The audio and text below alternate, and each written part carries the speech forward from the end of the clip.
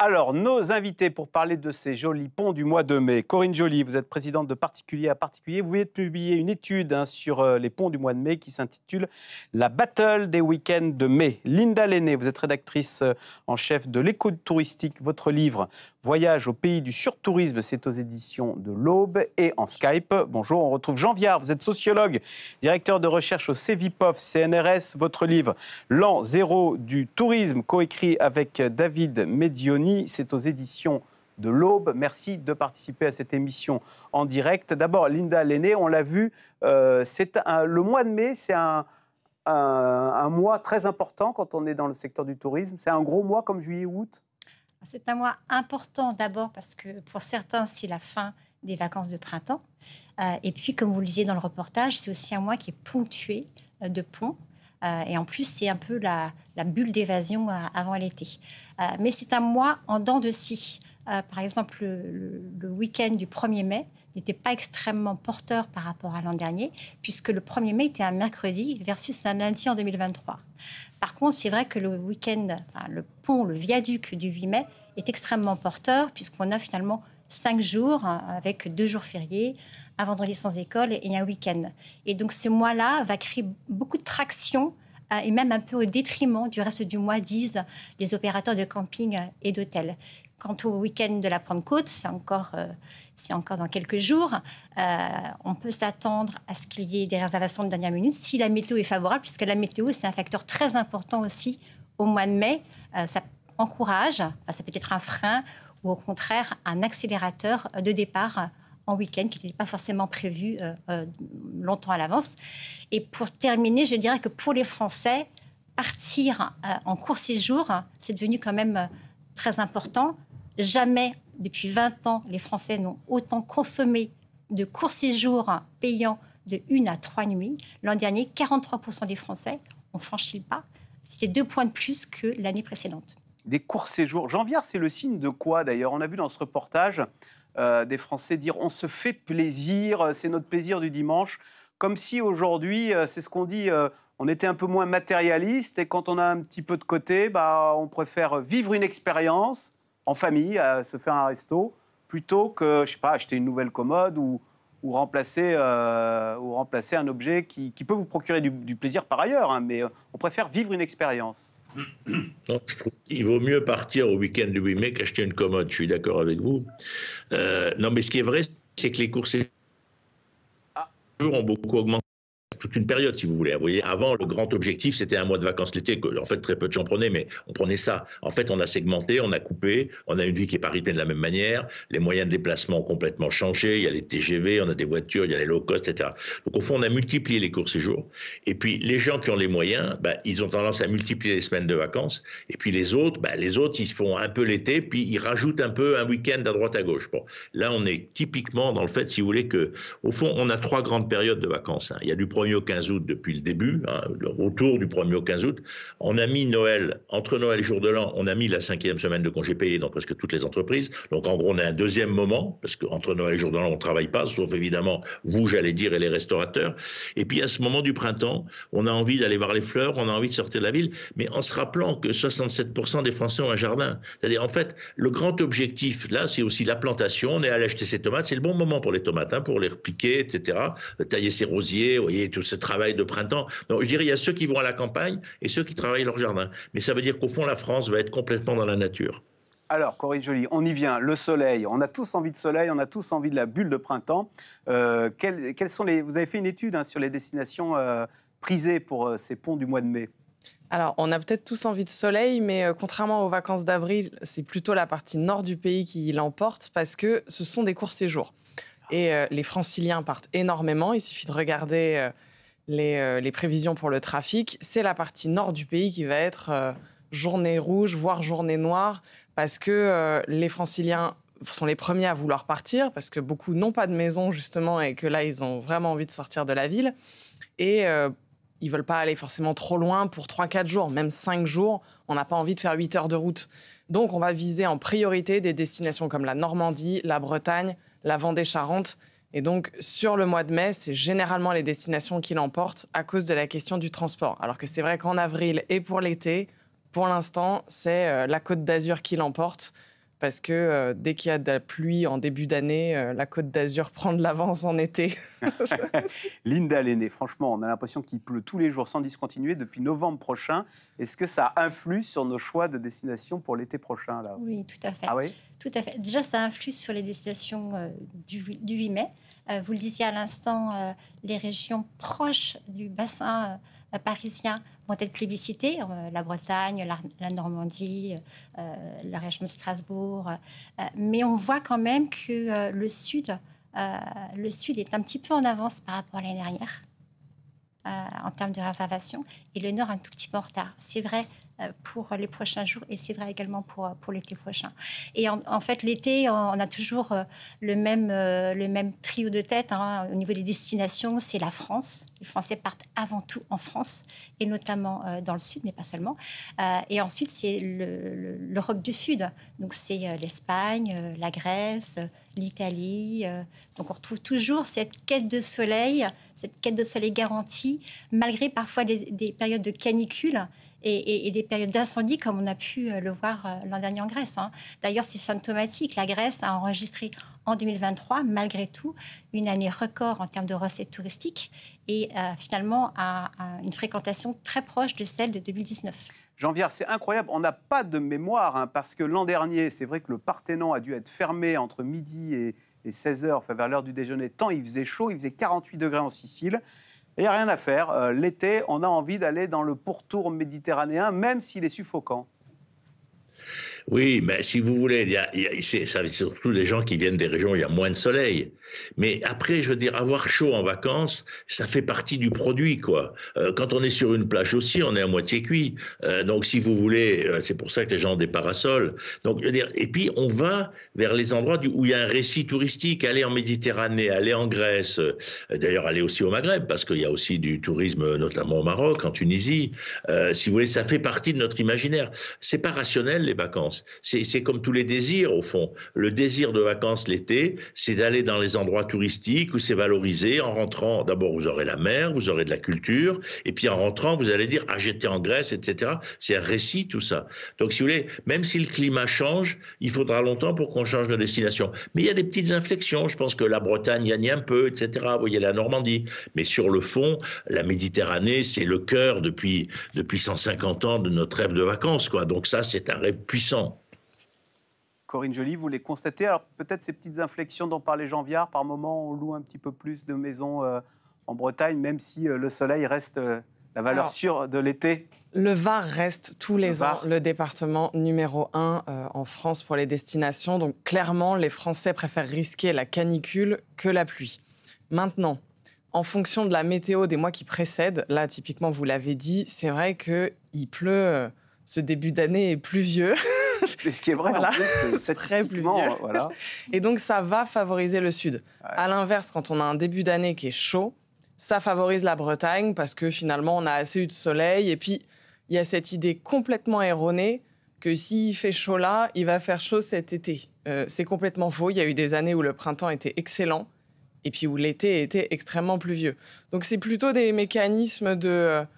Il y a des hauts et des bas pour la Bretagne notamment, où un été, la Bretagne fait le plein parce qu'il a fait beau et les gens sont optimistes. L'été est pluvieux. L'année d'après, tout le monde retourne dans le sud en se disant « je ne prends plus le risque ». Ouais. Voilà, il y a des hauts et des bas pour la Bretagne. Voilà. Linda Lenné, un petit mot quand même sur les Pyrénées-Orientales, où pour le coup, là, il pleut pas depuis quasiment 2 ans. Et la région, en fait, la Catalogne, la Barcelone, c'est ça des incidences, d'ailleurs, sur le tourisme, le secteur du tourisme dans ces régions-là. Cela peut effectivement avoir des incidences, notamment au niveau des arbitrages qui sont faits, qui vont être faits au niveau de l'eau. Il y a beaucoup de réflexions, bien sûr, en Occitanie, comme en Catalogne, sur l'accès à l'eau. Qui faut-il privilégier entre les agriculteurs, les industriels, la bataille de les acteurs du tourisme? Il y a eu une alerte assez forte ces dernières semaines et ces derniers mois en Catalogne. Et on a bien sûr encouragé à moins consommer d'eau, à ne plus arroser les jardins, à ne plus non plus remplir totalement les piscines. Et les touristes sont mal vus en plus. en disant vous consommez trop d'eau, l'eau c'est pour les habitants, etc. Il y a un début de bataille, quoi. Alors c'est vrai qu'il y a un début de bataille qui devrait s'accélérer. Je pense qu'on est au tout début de la bataille de l'eau. Il faudra justement que les professionnels du tourisme s'emparent de la question et fassent preuve également de sobriété. Petit à petit, c'est une musique qui monte, piano, c'est-à-dire que les acteurs se disent, voilà, on peut essayer déjà de faire de la pédagogie auprès des touristes, des voyageurs. On peut leur dire qu'effectivement, il faut moins consommer d'eau, tout simplement en prenant une douche. C'était le message de Vendéo l'année dernière, qui a fait passer le message à travers tous les hébergements touristiques en disant il faut aussi que le voyage soit responsable et que petit à petit, il applique des éco-gestes. Donc ça, c'est à une petite échelle, mais comme c'est à l'échelle de tout un département, cela peut avoir un impact et cela peut représenter des économies de plusieurs châteaux d'eau. Alors, on parlait du pont du mois de mai. Certains en profitent pour faire du télétravail sur leur lieu de vacances. Alors, travail et vacances, ça a donné le mot valise. Traquance, c'est un nouveau phénomène qui se développe pour ceux qui ont la chance de pouvoir télétravailler. Mais il y a des règles en matière de télétravail. Sujet de Agnès Giraud-Carlier. Les ponts de mai, de quoi faire une longue pause. Et pourquoi pas caser une journée de télétravail entre ces jours fériés et le week-end. Sur cette plage de l'Hérault, c'est une option bien pratique pour certains. C'est vrai que si on peut avoir des fois finir un petit peu plus tôt pour préparer la valise ou organiser ses courses dans l'heure du midi par exemple, ça peut être aussi effectivement quelque chose de faisable, oui. Virginie Paris, elle, ne travaillera pas mercredi et jeudi prochain, jour férié. Et pour ne pas retourner au bureau avant le début de la semaine suivante, cette assistante de direction télétravaillera vendredi de chez elle. Si j'avais voulu aller rejoindre ma famille à Nancy ou des potes à Paris, j'aurais pris mon ordinateur et puis j'aurais été télétravailler dans un autre endroit parce que de toute façon le résultat est le même. Après il y a des règles de base quand même à respecter. J'irai certainement pas à la plage ni au café du coin ou non. Pour ceux qui auraient très envie de travailler depuis la plage, qu'en est-il ? En théorie, vous devez le faire à votre domicile, mais dans la loi, rien n'empêche le salarié d'être dans un autre lieu. À condition bien sûr que la connexion Internet soit bonne. Attention, il faut se rendre disponible même pour une réunion de dernière minute. Vous avez l'obligation de rester en contact avec votre entreprise parce que vous savez que quand vous êtes en télétravail, vous êtes tenu d'être contactable aux heures normales d'ouverture de l'entreprise. Et par conséquent, l'entreprise peut vous imposer une réunion le vendredi du 10 mai à 17h jusqu'à 18h. C'est pas très sympa, mais vous ne pouvez pas la refuser. Pas question de poser soi-même sa journée de télétravail. Vous devez formuler la demande à votre employeur qui décidera ou non de la valider. Aujourd'hui, près d'un tiers des Français y ont recours. Alors, j'en viens à un tiers des Français qui font du télétravail. Ça a vraiment changé la façon pour certains de combiner vie personnelle et vie professionnelle. Alors, vous, en plus, qui êtes un adepte du télétravail, j'imagine, vous êtes aux premières loges pour nous en parler. Ah non, mais c'est sûr. Je pense que c'est une révolution énorme. Il y avait 4% des Français en télétravail. On était un pays totalement archaïque parce que nous, on a l'impression qu'un salarié qui ne travaille pas, il glandouille. Donc, si vous voulez, je suis un peu direct, mais c'était quand même ça l'image qu'il y avait. Et la pandémie a imposé par nécessité, effectivement, le télétravail. On l'a découvert et on s'est rendu compte que ça avait des tas d'avantages. Alors, disons les choses, il y a débat en ce moment, est-ce qu'il faut faire 2 jours, etc. Ce qui est sûr, c'est que les 40% de Français qui vont partir au pont, si j'ai bien retenu les chiffres qu'on a donnés, et les 30% qui font du télétravail, c'est un peu les mêmes milieux. C'est des cadres, c'est des gens qui sont, vous voyez, c'est des populations qui ont ces mobilités. Donc les deux se chevauchent. Et donc finalement, ça veut dire que la majorité des gens qui vont partir au mois de mai, en fait, peuvent faire du télétravail. C'est ça qu'il faut retenir. Je crois que si vous voulez, le télétravail, c'est quelque chose qui change profondément à la fois le rapport au travail, le rapport aussi du travail avec la vie familiale, parce que ça veut dire qu'on le met là, et puis ça donne un sentiment de liberté. Parce que vous avez une journée où vous n'avez pas des horaires, vous n'êtes pas à prendre le bus, vous faites une économie en transport. En termes de pollution, c'est efficace. Alors, je dirais, il y a des forces conservatrices qui vont continuer à essayer que ça bloque, mais je pense, si vous voulez, que c'est une grande révolution. C'est sans doute plus efficace que les 35 heures pour modifier le rapport au temps et à l'espace, parce qu'il y a des gens du coup qui habitent plus loin, par exemple, de Paris, parce qu'ils ne viennent à Paris que 2 jours par semaine. Vous voyez, il y a aussi un effet de diffusion sur l'espace. Et dernière chose, on utilise beaucoup plus sa résidence secondaire quand on en a une, mais il y en a 4 millions en France de familles qui ont une résidence secondaire, parce qu'ils vont faire des week-ends plus longs. Regardez le vendredi à Paris, il y a presque plus d'embouteillage. Alors, Corinne Joly, 2 questions pour vous. Votre regard sur le télétravail, d'abord en tant que chef d'entreprise, parce que vous êtes la patronne de PAP. Est-ce que vous dites, oh, comme disait Jean Viard, les gens, quand ils sont chez eux, ils ont tendance à glandouiller. C'est une des accusations qui peut être faite. Et 2, est-ce que ça a des influences, un impact sur l'immobilier et la façon dont on prend les vacances ou la façon dont on se loge d'ailleurs? Alors, mon regard en tant qu'employeur, alors c'est clairement un atout, mais je ne peux pas m'empêcher de le voir parce que je suis aussi dans l'immobilier. Et ce que je constate quand même, c'est que ce goût pour le télétravail est lié à la base quand même à un problème qui est celui du temps de transport. C'est-à-dire que moi, les salariés qui habitent à 10 minutes de leur travail, et aujourd'hui ils sont peu nombreux, mais ils n'ont pas spécialement envie de télétravailler. Donc, ce n'est pas une envie de rester chez soi, c'est une envie de ne pas faire 1 heure de transport matin et soir. Et ça, on ne peut que la comprendre.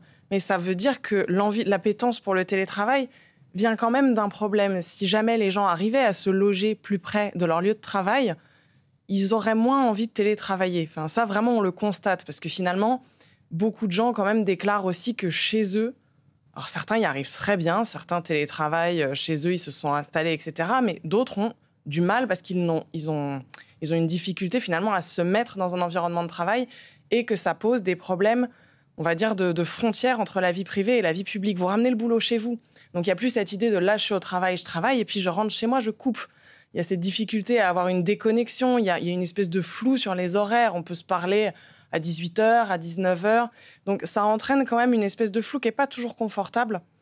Et voilà, moi, je peux pas... encore une fois, je viens de l'immobilier, et en plus, j'ai un siège à Paris, mais j'ai aussi des espaces dans civil. Et je vois bien que déjà, la demande est plus pressante à Paris parce que le problème du logement est plus pressant à Paris. Donc, c'est en premier lieu l'Île-de-France où il y a vraiment cette envie de ne pas y aller tous les jours avec ce côté « je n'ai pas envie d'aller dans le RER tous les matins ». Voilà, je pense qu'on ne peut pas quand même le déconnecter et oublier ce problème-là et que ce serait bien à un moment qu'on se penche sur le problème racine qui est le problème du temps de transport, de l'étalement urbain, du fait que les gens habitent de plus en plus loin de leur lieu de travail, qui sont poussés en fait à cause des prix de l'immobilier loin de là où ils ont envie d'habiter. Voilà pour le télétravail. Alors maintenant, sur les conséquences sur l'immobilier, on dit que ça a favorisé certaines villes TGV comme Angers qui étaient plus facilement télétravaillables, si on peut dire. Alors, ça a favorisé l'étalement urbain, en fait. Le modèle qui se généralise étant plutôt le télétravail hybride, c'est-à-dire que ce n'est pas du 100% télétravail, donc ça ne vous permet pas d'habiter là où vous voulez. Donc, effectivement, ça permet d'habiter à 1 heure, 1 heure et demie, 2 heures. Donc, moi, typiquement, j'ai des salariés qui travaillent au siège à Paris, qui habitent à Tours, qui habitent à Lille, qui habitent à Reims. Donc, on se retrouve avec une Île-de-France qui s'étend partout. Le phénomène est vraiment plus marqué en Île-de-France, où il y a effectivement beaucoup de liaisons de trains et puis des villes. Là encore... alors, c'est bien d'un côté parce que ça leur permet d'habiter dans une maison ou dans un appartement qui correspond plus à leurs besoins en termes de taille, mais c'est même 2 fois, 3 fois par semaine. Alors classiquement, ceux qui habitent à Reims, à Lille, à Tours, ils ont 3 jours de télétravail chez nous. Mais honnêtement, même 2 jours par semaine, prendre le train 1 heure, 1 heure et demie matin et soir, avoir 3 heures de transport dans la journée, c'est quand même pas rien non plus. Donc, est-ce que c'est un progrès ou est-ce que finalement, le vrai progrès, ce serait pas de désengorger un peu l'Île-de-France, de travailler l'aménagement du territoire pour que finalement on n'ait pas cette Île-de-France géante là qui s'étend à n'en plus finir et des gens qui sont très loin finalement et qui font la navette même 2 fois par semaine. Alors Linda Lenné, est-ce que pour les 30% de salariés qui sont en télétravail, est-ce que ça a changé leur façon de prendre des vacances? On a parlé de ce mot traquance d'ailleurs. Est-ce qu'il vous inspire? Alors, traquance, ou alors, je suis désolée pour l'anglicisme, on parle également de leisure, la contraction de business et de leisure. Loisir. Alors, ce qui est important, effectivement, de rappeler, c'est que le télétravail, bien sûr, il s'est beaucoup développé, notamment, comme le rappelait Jean Viard, depuis la crise du Covid-19, mais il s'est surtout développé pour une certaine partie de la population, pour ceux qui travaillent dans les bureaux, contrairement à ceux qui travaillent dans les services, oui, on l'a dit, il y a qu'un tiers dans le tourisme. Des Français. Voilà, exactement. Donc, ça peut créer du ressentiment, d'ailleurs, chez ceux qui ne peuvent pas télétravailler, qui disent « moi, je prendrais bien mon lundi pour m'occuper de mener de front ma vie perso et ma vie professionnelle ». Ça peut effectivement créer une fracture sociale un peu plus grande, puisqu'on a l'impression, encore une fois, que ce privilège du télétravail, il revient surtout à la population finalement de cadres. Qui avait déjà les RTT. Qui avait déjà les RTT. Et en termes de vacances, de courts séjours, là aussi, ça modifie un peu la donne, puisqu'un certain nombre de personnes vont profiter du mois de mai pour télétravailler, pourquoi pas au bord de la mer, donc en partant un jour plus tôt, en revenant un jour plus tard. Et ce phénomène, les hébergeurs l'observent beaucoup, quels qu'ils soient, les hôteliers, les propriétaires de camping ou de résidences de tourisme. En fait, historiquement, il était difficile de remplir, entre guillemets, la nuit du dimanche soir et également celle du vendredi soir. Aujourd'hui, en fait, la nuit du dimanche soir, elle est beaucoup plus plébiscitée et plus chère. Et c'est bien d'ailleurs pour l'étalement touristique. Et par ailleurs, des opérateurs d'hébergement ont eux aussi justement décidé de bonifier leur offre pour justement attirer des télétravailleurs.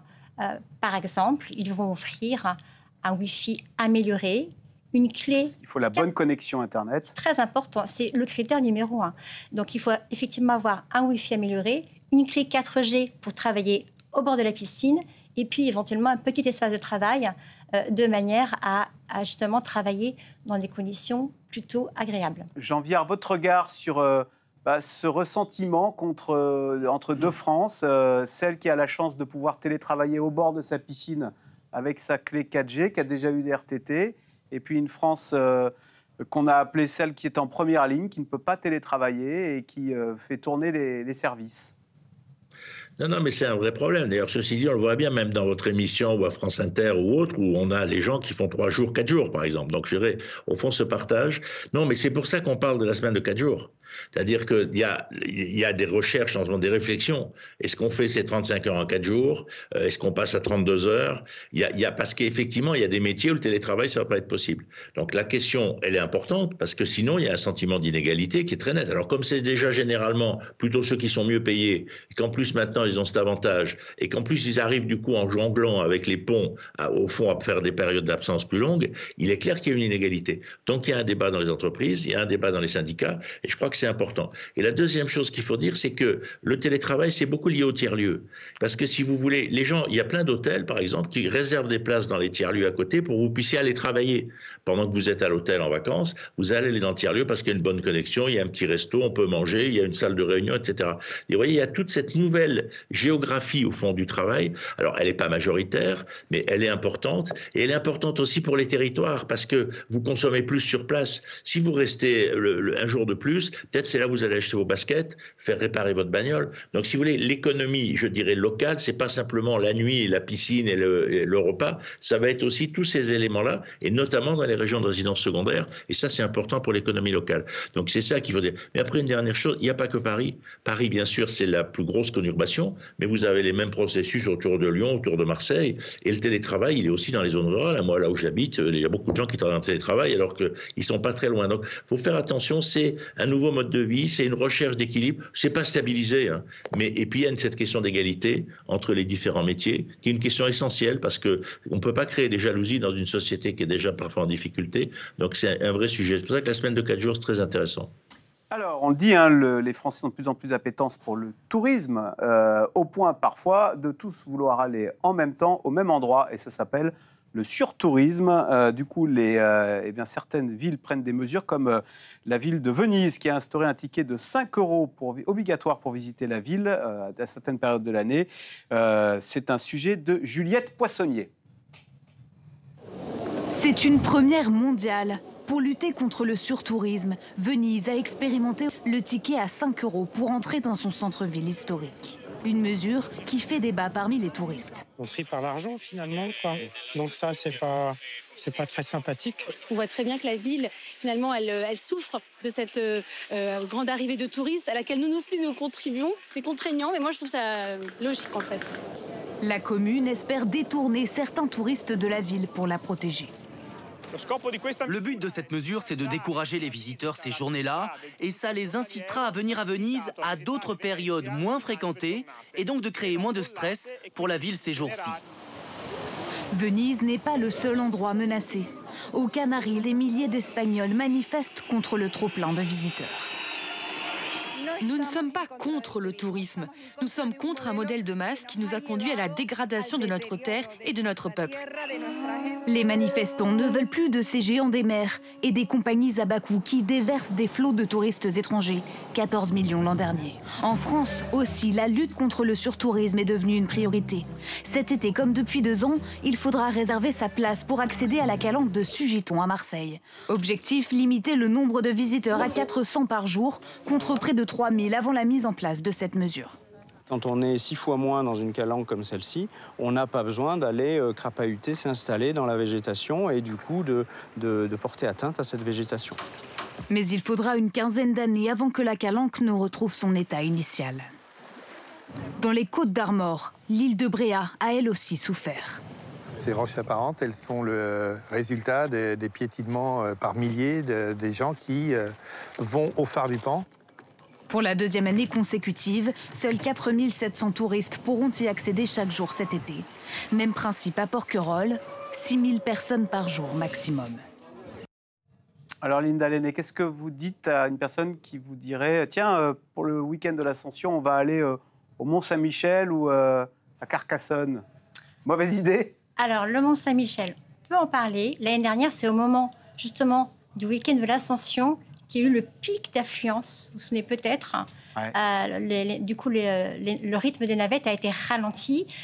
Il y a eu des photos d'embouteillage humain au sein du mont, postées même par l'EPIC, par le gestionnaire du Mont-Saint-Michel. Pour dégoûter les touristes? Alors, en tout cas, les encourager à venir peut-être un peu plus tard dans la journée, ou pourquoi pas le lendemain matin, parce qu'au Mont-Saint-Michel, en fait, il y a effectivement à peu près une vingtaine de jours dans l'année où il y a vraiment beaucoup de monde. Donc, ce qu'encourage le Mont-Saint-Michel aujourd'hui, c'est de venir hors saison, sur les ailes de saison ou sur les ailes de journée. Et typiquement, si vous êtes courageux, que vous aimez la belle lumière du matin, l'idéal, c'est d'arriver à 8 heures. Et là, il n'y a presque personne. Mais ce week-end, je ne suis pas sûre que ce soit effectivement la meilleure option, même si le Mont-Saint-Michel est magnifique. Jean Viard, est-ce qu'on est victime du phénomène de ce que Jérôme Fourquet appelle les vacances instagrammables? On a tous envie d'avoir sa photo avec derrière le Mont-Saint-Michel et de pouvoir la publier sur les réseaux sociaux. Oui, c'est sûr, mais ça, c'est vrai de toutes les pratiques sociales. On dit aussi que les gens n'ont plus de chat noir parce qu'ils ne les voient pas quand ils font des selfies et donc ils les amènent à la SPA, ils en prennent des blancs. Donc, je veux dire, c'est sûr que Instagram et tout, ça joue beaucoup. D'ailleurs, il y a plein de chats noirs à la SPA. Donc, si vous voulez, bien sûr. Mais fondamentalement, il faut dire une chose. D'abord, le tourisme, c'est génial. Le voyage, c'est génial. La découverte des lieux, des autres, etc. Il faut toujours dire ça. Et après, plus on est nombreux à voyager, moi j'aimerais qu'on soit 3 milliards, hein, on n'est pas tout à fait, on n'est qu'1,5 milliard, plus ça va nécessiter qu'on ne se marche pas sur les pieds au même endroit. Le problème, c'est qu'on ne peut pas laisser se déplacer des foules immenses sans qu'il y ait des politiques. C'est comme si vous preniez l'autoroute et qu'il n'y avait pas de panneau de circulation, si vous voulez. Donc il faut coordonner.